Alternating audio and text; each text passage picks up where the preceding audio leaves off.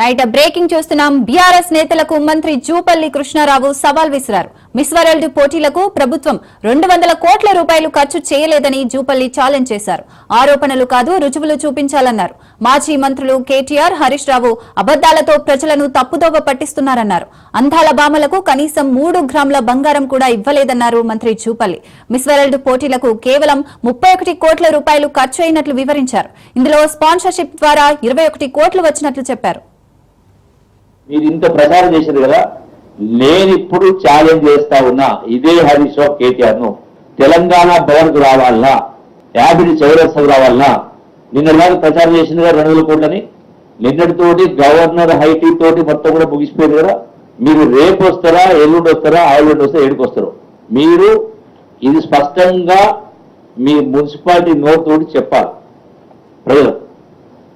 దీనికి ఈ miss world దానికి ఖర్చు కాలేదని మీ నోటితో చెప్పాలి. మీ దగ్గర నిజాయితీ ఉంటే, ఇంగిత జ్ఞానం ఉంటే, నిజంగానే మీరు నాయకులైతే ముక్కు నెలకు రాయాలి.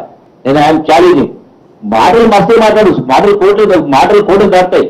మీరు ఈ యొక్క మిస్ వరల్డ్ పైన విమర్శించిన ఏ అంశం పైన నడి బజార్కి వస్తే, మీరు చెప్పిన కాడికి వస్తే, మీరు చెప్పిన డేట్కి వస్తే, మీరు చెప్పిన టైంకి వస్తా. లేదు నేను చెప్పినట్టు రాలి, నేను రాయాలి చూస్తా. మీరు ఎక్కడికి వస్తారో రావాలి.